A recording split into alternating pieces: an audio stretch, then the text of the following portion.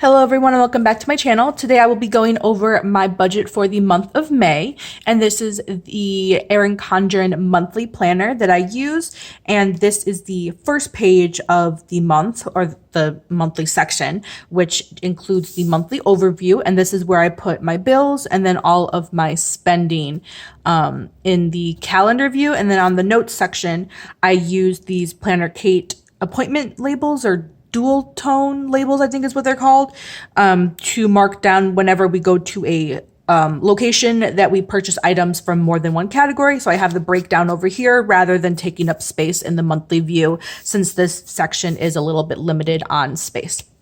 So as you can see, this is the overview for the month for my spending, as well as paydays and bills. And this is the dashboard page. So on the left here, I have the budget overview that I went over in the Budget With Me video. So I'll go ahead and leave May's budget carded up above. And then this dashboard page has my cash envelope breakdown, the goals, what I plan to do with my extra money, as well as a tracker for no spend days. And this month I did really well. I had 23 no spend days, and I think this is probably the most that I've ever had. So I'm really proud about that. So that was definitely a win this month. Okay, so now we're going to get into the actual budget portion. So the first section of my budget is just bills, and these are fixed expenses. So there's nothing new here from when I filled it out earlier. Here is the variable section, and the only one I had was just my miscellaneous spending, and I only spent around $24. So I had $26 under budget, which was really good.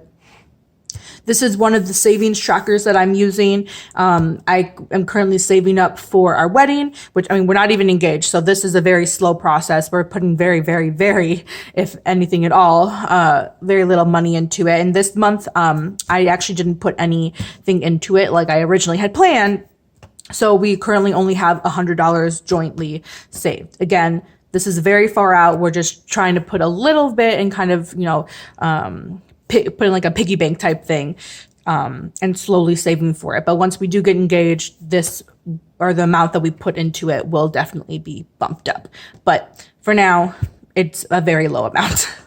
The next section is sinking funds, and as you can see, I only went over in one category, and this was over by a lot. So this was a Colton category. His birthday is in May, and I took him out to dinner. We went to a nice Italian restaurant, and it ended up costing a little bit more money than we expected. And so since it was his birthday dinner, I was paying, so I paid for it. It came out to $240 basically, which is probably the most I've ever spent on one meal in my life. And I only had budgeted $100 for that meal. So I was $137 over budget, but I had an extra $100 in my bank account. I think I was going to put that towards like my Roth IRA, but I just hadn't gotten around to it yet. So because I had extra money in the bank account, I decided to put that towards this instead.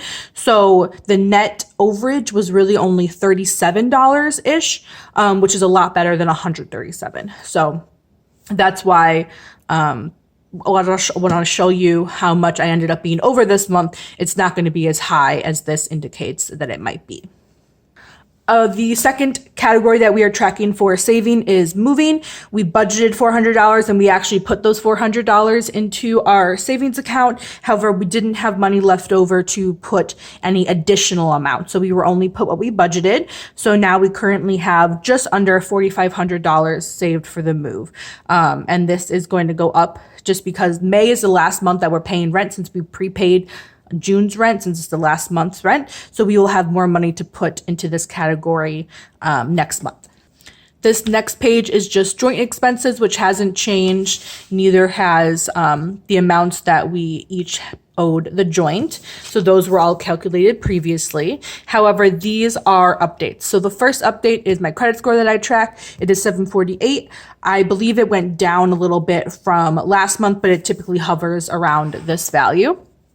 And then my net worth update. So last month, my net worth was 22.1, and this month it is 22.6. So it went up by about $500, which is still in the right direction, not as much as I probably would have hoped, but it's still moving in the right direction, and that's okay. So if you've seen other videos about net worth updates, you'll know that mine is very low comparatively. And also it doesn't really adjust that much. And that is just because, it's low because I don't have a house. I don't have any like large valuable items like cars, or things like that. It's literally just what's the money that's sitting in my bank accounts pretty much. And that's okay. You know, we're all at different places, and stages in our life, and I'm still a student. So considering that I'm still in school, I think a net worth of $22,000 is pretty dang good. And I worked really hard to get to this point anyway. So I'm happy with that number, and I'm still happy that it's still going up. And this is the last page in my budget. This is the joint budget, the total joint budget. So we have our bills, variable, and sinking funds over here, and then the transaction log on the right-hand side. And as you can see, we did go a little bit over this month. Our variable expenses, we were over by about $6, and then we went over in a household category by around $9. And since I am only responsible for half of this, that would be around $7 of this comes from my personal fund to kind of pay back the joint for the money that we went over.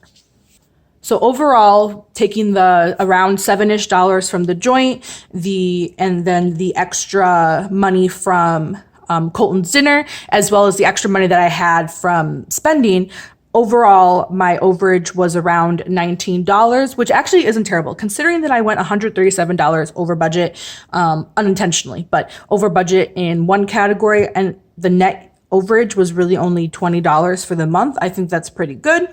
Of course, I would rather have it be under, and I can put that money towards some savings, but you know, I'm not perfect. Sometimes we go over budget, and that's okay. So that is all for my May budget check-in this month. I hope you guys enjoyed. Don't forget to hit that like and subscribe button, and I'll see you next time. Thank you so much for watching. I hope you have a good day. Bye-bye.